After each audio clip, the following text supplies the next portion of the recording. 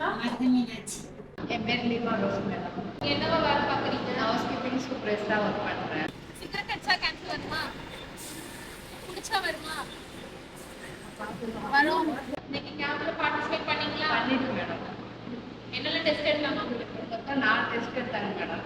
அது வந்து கர்ப்பப்பை வாய் புத்துணர்ச்சியும் மார்பு புத்துணர்ச்சியும் தான் எடுத்துருக்காங்க. முக்கியமான டெஸ்ட். நீங்க பண்ணிக்கிட்டீங்களா? நான் பண்ணிட்டேன். ஆஸ்மியா டெஸ்ட் பண்ணிக்கிட்டீங்களா? பண்ணிட்டோம். எப்படி இருந்துச்சு?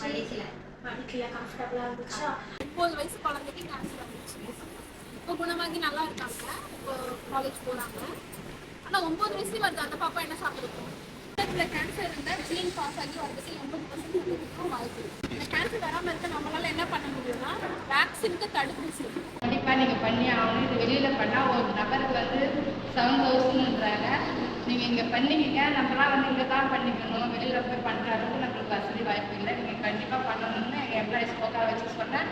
அதேமாதிரி எல்லா எம்ப்ளாயிஸும் போய் பண்ணிட்டு வந்தாங்க மேடம். நம்ம என்ன வேக்சின் தடுப்பூசி போடுறோம்னா HPV அப்படின்ற ஒரு வைரஸ்னால கேன்சர் வரும்.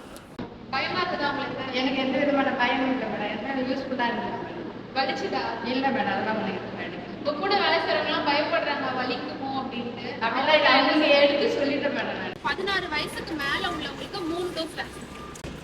9லேருந்து 14 டைம் போடும். இன்னைக்கு ஒரு டோஸ் கொடுத்தோம்னா 6வது மாசம் 2வது மாசம் 6 மாசம் கழிச்சு நீங்க போய் சொல்லுங்க. உங்க குழந்தைங்க எல்லாத்தையும் வேக்சின் எடுத்து சொல்லுங்க. சரிங்களா? எத்தனை பேருக்கு வேக்சின் வேணும்னு சொல்லுங்க. ஒரு நாள் வந்து